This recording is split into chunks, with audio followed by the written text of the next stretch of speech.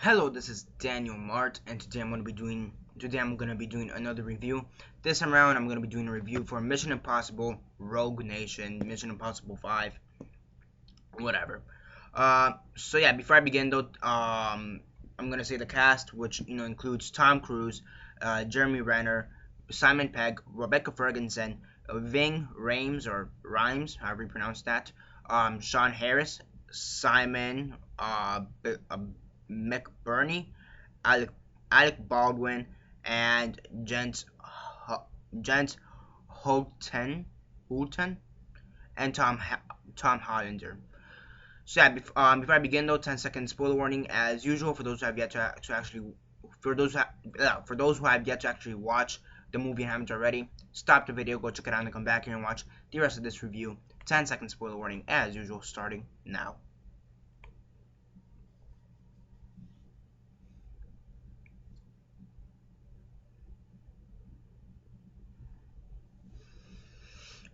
Okay, so 10 seconds are up. So for those who have yet to actually watch the movie and haven't already, please don't comment down below or be messaging me. That never give you a fair warning, because as usual, I did. So as usual, quick synopsis, like statistics, and then the rate. So basically, in this movie, we have Ethan Hunt and his whole team, the crew. The MIF has basically been disbanded. Alec Baldwin, Alec Baldwin's character, he doesn't really think that that what the MIF is saying about the syndicate is true. He's basically denying the syndicate. MIF knows about the syndicate. They know that they are real. They're a real group, which basically they're a group of um, rogue agents, whether they be from the U.S. or from another country, from like Britain, Canada, Australia, France, wherever. Um, they're basically a bunch of these rogue agents who have joined the syndicate, which is like MIF, or like MIF Dark, or a Dark MIF. They do evil stuff, I guess, that type of stuff. Um, or IMF, is it MIF or IMF? Whatever. Is it Impossible Mission Force or Mission Impossible Force? Whatever. Um, so yeah, basically, the IMF, MIF, they disband, or they're forcefully disbanded due to politics and Alec Baldwin kind of being a dick. So they disband. You have Ethan Hunt, who's trying to still get to the syndicate, and yeah, it's basically them trying to take down the syndicate and bring back the MIF or IMF, whatever it's called. And yeah, I'm gonna say straight off the bat, I think that the Mission Impossible movies are good, but they've never really they're good for what they are, but they've never really surprised me. I mean, they have surprising scenes in them. I mean, for God's sakes, the Burj Khalifa scene in Mission Impossible 4, Ghost Protocol, and then you also had that one train scene in Mission Impossible 1, plus the one where Tom Cruise is dangling like 5 centimeters off from the ground, again in Mission Impossible 1.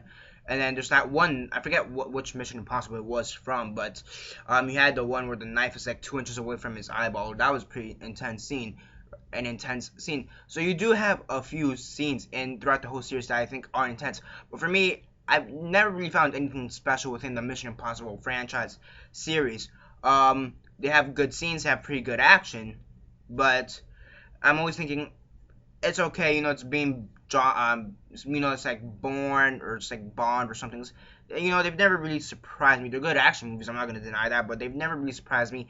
And again, same thing with this movie. It's not really surprising. It has some pretty good action scenes, but I mean, yeah, I mean, that's what it is. It's just an action spy movie. It has some pretty good action scenes. You have that one action scene where you see the first part of it in the trailer, where he goes into this whole water vortex thing. That was actually a pretty cool scene, and there are some pretty cool scenes throughout the film.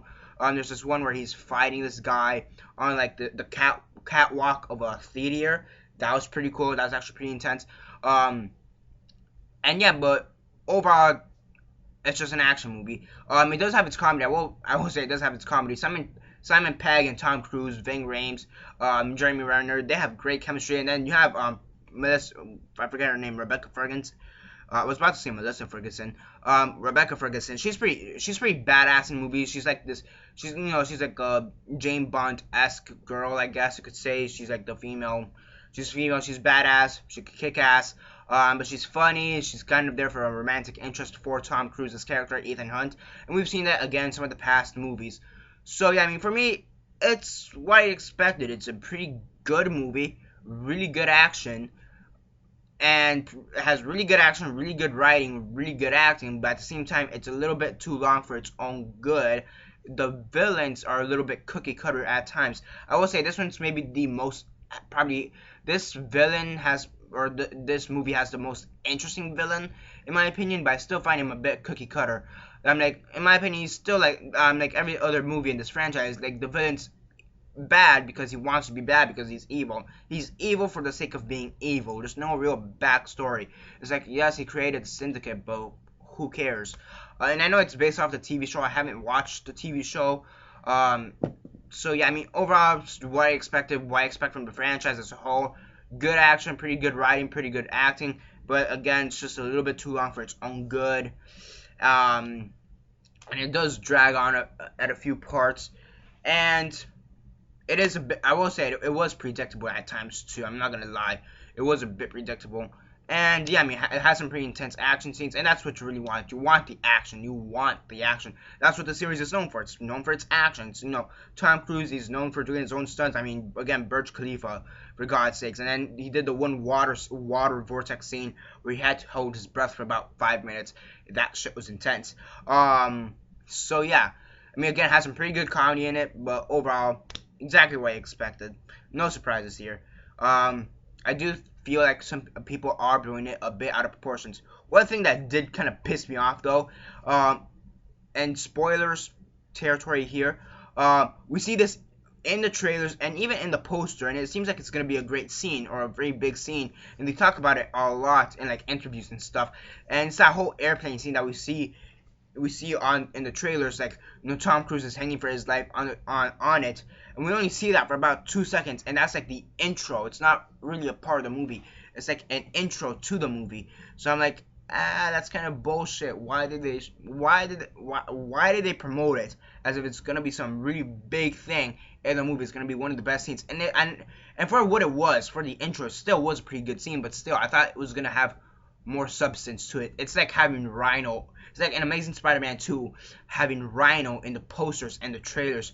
Every single poster, every single trailer making him be a huge thing. And at the end, he's only in it for about 2 seconds. Same situation. Airplane scene, only in it for about 2 seconds. So, yeah.